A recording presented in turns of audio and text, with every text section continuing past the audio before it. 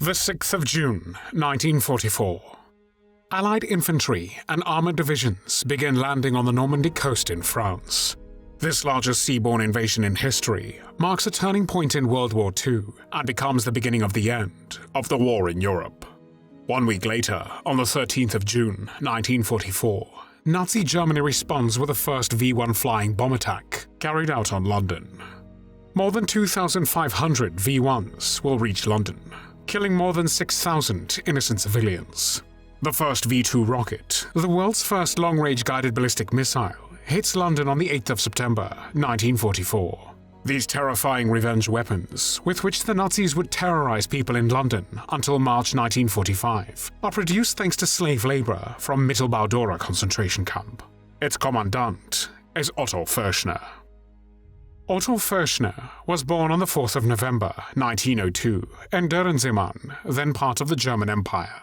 Förschner spent his early years on his parents' farm in Bavaria, and in 1922 he enlisted in the Reichswehr, the German armed forces. He would remain a soldier for the next 12 years. On the 30th of January, 1933, Adolf Hitler was appointed Chancellor of Germany by German President Paul von Hindenburg.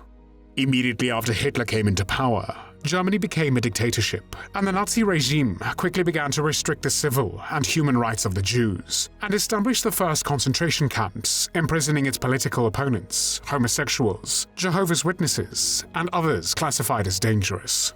The first concentration camp, Dachau, was established in March 1933, less than 2 months after Hitler became the Chancellor. Between 1933 and 1945, Nazi Germany and its European allies would establish more than 44,000 camps and other incarceration sites, including ghettos.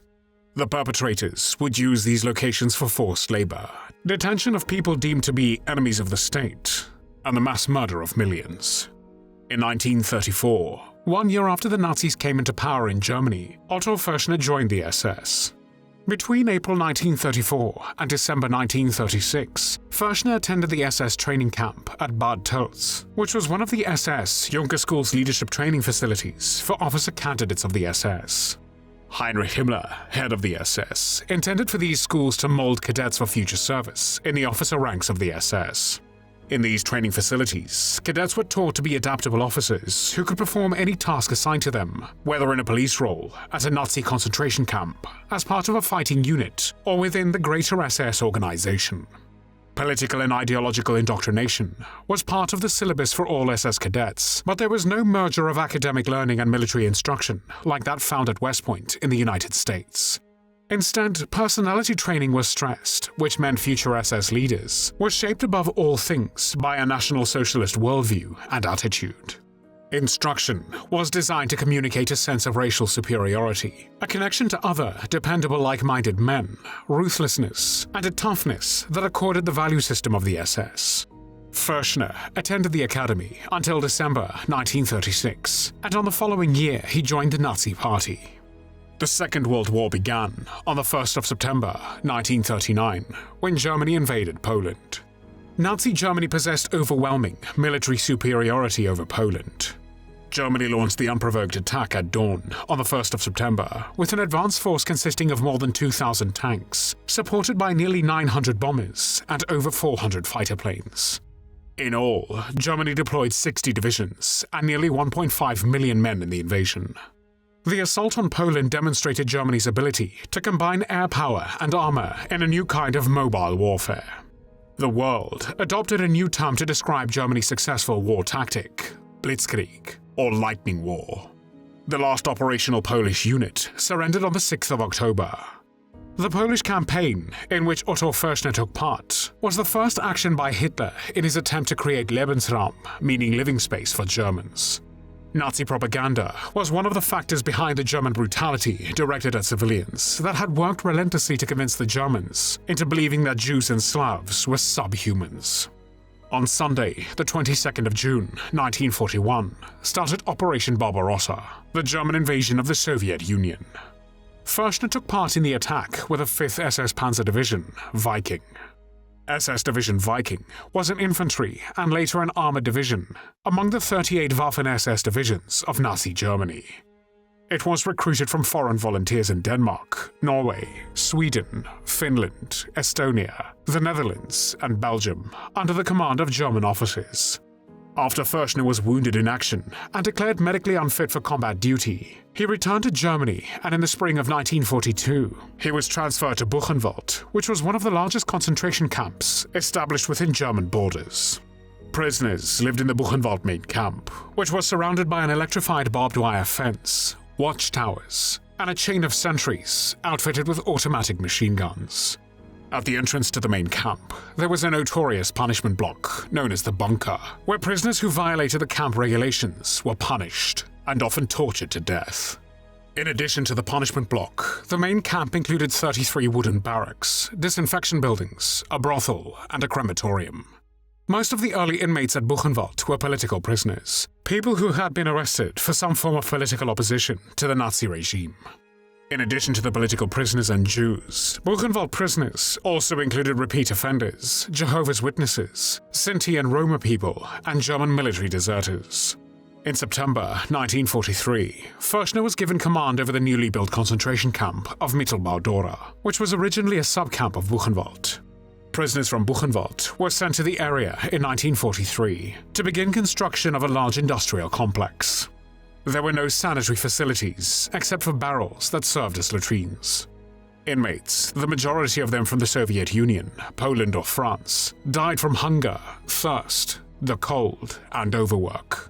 During the first months, most of the work done was heavy construction and transport. Only in January 1944, when production of the V-2 rockets began, were the first prisoners moved to the new above-ground camp on the south side of the mountain. Many had to sleep in the tunnels until May 1944. In October of the same year, the SS made Mittelbau-Dora an independent concentration camp with more than 30 subcamps of its own.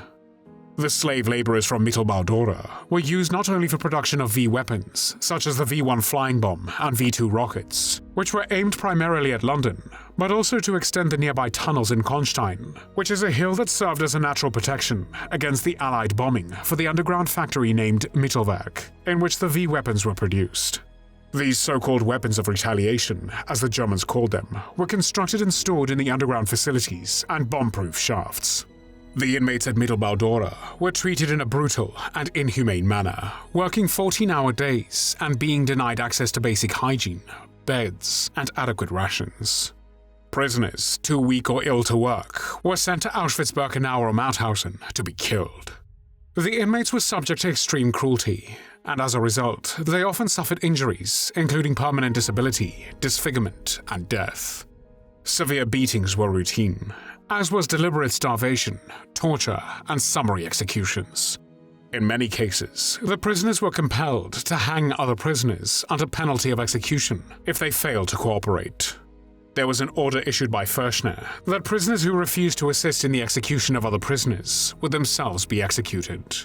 Around 1 in 3 of the roughly 60,000 prisoners who were sent to Mittelbau-Dora died.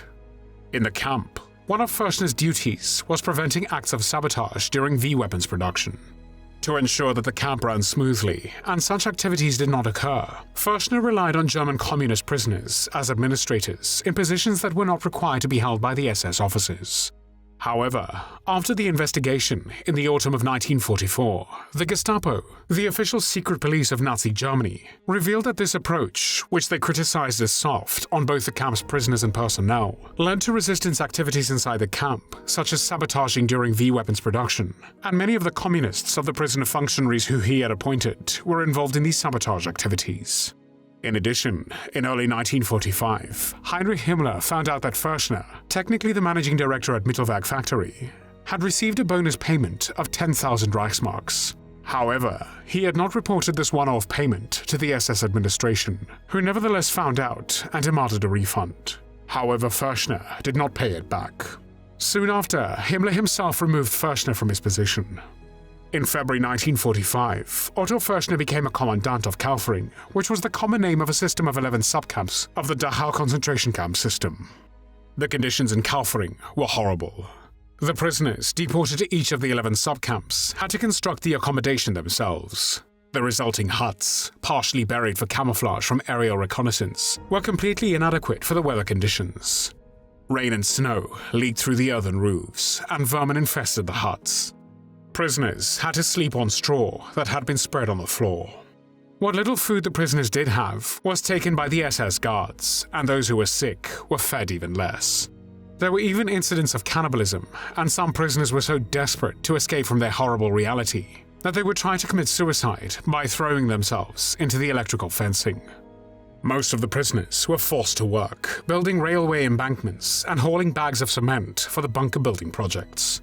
The bunkers were to be used for producing different components of the Messerschmitt Me-262A aircraft, the first operational jet aircraft, which the Germans hoped would turn the tide of war against the Allies. However, not a single aircraft was produced here before liberation. The murderous conditions meant that most prisoners were incapacitated in a short time, and due to severe vermin infestation, prisoners spent time attempting to rid themselves of fleas when they were supposed to be working. In December 1944, out of 17,600 prisoners, only 8,319 were capable of work, including those only capable of light work. Because the companies that hired the workers complained that they had to pay for the labor of prisoners who were unable to work, transports totaling 1,322, or 1,451 people, were dispatched to Auschwitz in September and October 1944, where the victims were gassed. Förschner was accused of numerous crimes at Kaufering, such as mistreating the prisoners, killing one prisoner with an iron pipe, and management of prisoner executions. As US armed forces approached the Kaufering complex in late April 1945, the SS began evacuating the camps, sending the prisoners on death marches in the direction of Dachau, either on foot or by train. Those inmates who could not keep up were often shot or beaten to death by the guards. Kaufering was the largest of the Dachau subcamps, and also the one with the worst conditions. During its existence between June 1944 and April 1945, 15,000 out of 30,000 prisoners died from hunger, disease, executions, or during death marches. Otto Förschner remained the camp's commandant until the end of April 1945, when he was taken prisoner by the US Army. In the end, justice finally caught up with Förschner when he was tried at the Dachau trials, which held him responsible for the brutal conditions at Kaufering concentration camp, as well as his role in the management of prisoner executions. On the 13th of December 1945, the US military tribunal found Otto Förschner, a married man and father of 3 children, guilty of war crimes committed during his tenure at Kaufering, and sentenced him to death by hanging. He was 43 years old when he was executed on the 28th of May, 1946. There were no tears shed for Otto Förschner.